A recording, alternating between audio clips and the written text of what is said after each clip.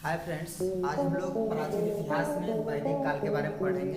और पिछले क्लास का वीडियो जितने भी थे सिंधु सभ्यता, हड़प्पा सभ्यता, मोहनजोदड़ो, कालीबंगा, चंद्रौर, रोपड़, बनपाली, इस जितने भी पीछे है वीडियो, वो सारे वीडियो का लिंक मैंने डिस्क्रिप्शन में डाल दिए हैं। सो आप लोग वहाँ जा करके देख लीजिएगा। तो चलिए वीडियो को स्टार्ट करते हैं।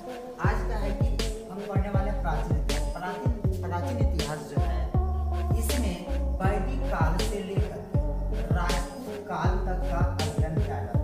यानी वैदिक काल से लेकर के राजपूत काल तक का अध्ययन किया जाता है, जो कि राजपूत काल के बारे में हम लोग आगे, जैसे मान के चलिए एग्जाम्पल के लिए हम बता देते हैं 16 महाजनपद का जब हम तैयारी करेंगे, हर्यक वंश, शिशुनाग वंश, तो यही समय एक महापद्म नंद जो आया था, उनको राजपूतों से बहुत ही घिरना था, समझिए, जो कि उसको जो मतलब पूरा तरह से जो वो नंद वंश बनाते थे। तो खैर वो चीज़ हम आगे पढ़ेंगे। अभी स्टार्ट करते हैं। वैदिक काल जो हुआ था, वैदिक काल की जो शुरुआत हुआ था, आरंभ हुआ था, वो हुआ था 1500 ईसा पूर्व से लेकर के 1600 ईसा पूर्व तक हुआ था।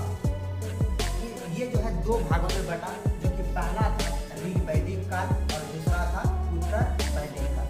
ऋग वैदिक काल जो हुआ था 1500 ईसा पूर्व से 1000 ईसा पूर्व के बीच हुआ था, और उत्तर वैदिक काल जो हुआ था वो 1000 ईसा पूर्व से लेकर 600 ईसा पूर्व तक हुआ था। जो कि ये ईसा पूर्व वाला जो मतलब ईसा पूर्व है और ईस्वी जो है, ये ईसा मसीह के जन्म दिवस से किया गया था आरंभ। ठीक है, तो अब देखिए, वैदिक समाज के निर्माता आर्य थे। यानी कि वैदिक समाज का जो निर्माता था, जो कि वैदिक समाज को स्टार्टिंग किया था, उसका जो निर्माता था वो कौन था? आर्य थे। वैदिक समाज का निर्माता कौन था भाई? आर्य। ठीक है, इसके आगे देखिए क्या है, आर्य मध्य एशिया से आया था। ये जो आर्य था, ये आर्य जो आया था, ये आर्य मध्य एशिया से आया था।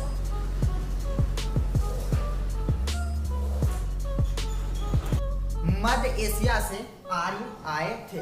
उसके बाद क्या है, और भारत में, कहां पर भाई?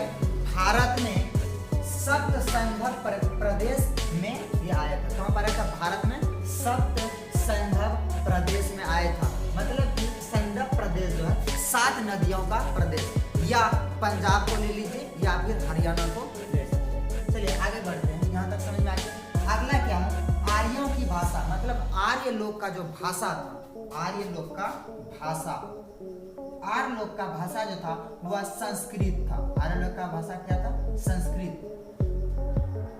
संस्कृत भाषा जो था, संस्कृत भाषा देवताओं में बोले जाते, देवताओं का भाषा संस्कृत भाषा, देवताओं का भाषा संस्कृत भाषा। जैसे आप लोग महाभारत और रामायण ये सब चीज अगर देखिएगा, उसमें संस्कृत का उच्चारण किया गया है, उसमें संस्कृत में मतलब संस्कृत में बोले जाते हैं।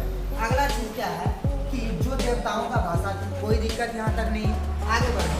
जिस कारण आर्य स्वयं को श्रेष्ठ कहते थे, और यह जो आर्य का भाषा जो संस्कृत था, और यह संस्कृत भाषा जो है देवताओं का भाषा था, देवताओं का जो भाषा था, इसलिए यह बोलते थे हम क्या है? सर्वश्रेष्ठ। क्या है? सर्वश्रेष्ठ है। मतलब कि कहने का मतलब ये हुआ कि ये अपने आप को बहुत श्रेष्ठ मानते हैं कि हम देवता का भाषा बोलते हैं, समझ गए? आगे, लेकिन हम नहीं, इतना भी नहीं मानना चाहिए, क्योंकि आदमी को, इंसान को घमंड जो है ना, कभी कभी मतलब गड्ढे की ओर धकेल देता है। घमंड, अहंकार, ये सब नहीं करना चाहिए। इसको क्या था? ये मतलब स्वयं को श्रेष्ठ कहते थे, मतलब हम क्या है? श्रेष्ठ। आगे बढ़ते, जिन्हें संस्कृत नहीं आती थी, मतलब जिनको संस्कृत आती थी वो तो श्रेष्ठ मान लिया, जिसको संस्कृत नहीं आती थी वो क्या करेगा बेचारा? वो भी श्रेष्ठ, हम श्रेष्ठ हैं। अच्छा आप लोग ही बताइए, कोई भी अपने आप को कम समझता है कि हम आप तुमसे कम है या हम कम है? नहीं आता है, कुछ टिप्पो छापा हम बढ़िया हैं। और अभी के जमाने में जो टिप्पा छापाता है ना, वो राजनीतिक के दुनिया में आगे रहता है। ये चीज आपको लोग को अच्छे से पता होगा। चलिए, अर्थात भारत के मूल निवासियों को अनार्य या निम्न कहा जाता था। भारत के जो मूल निवासी, भारत के जो निवासी थे, उसको निम्न कहा जाता था। क्या कहा जाता था? निवासियों को निम्न कहा जाता था। दक्षिण भारत का आर्यकरण, दक्षिण भारत का आर्यकरण जो किया था वह क्या था? अगस्त ऋषि ने। तो क्या था? अगस्त ऋषि ने, जो कि आप लोग रामायण या महाभारत में कुछ अगस्त मुनि का नाम है ना।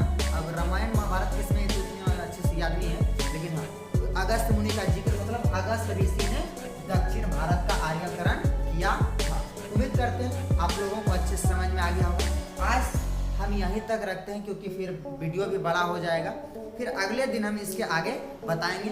अगर आप लोग को समझ में आ गया तो लाइक कमेंट और शेयर जरूर कर दीजिएगा, और अगर यदि आप हमारे चैनल पर नए हैं तो चैनल को सब्सक्राइब कर दीजिएगा ताकि आप तक वीडियो आसानी से पहुंच जाए, ठीक है।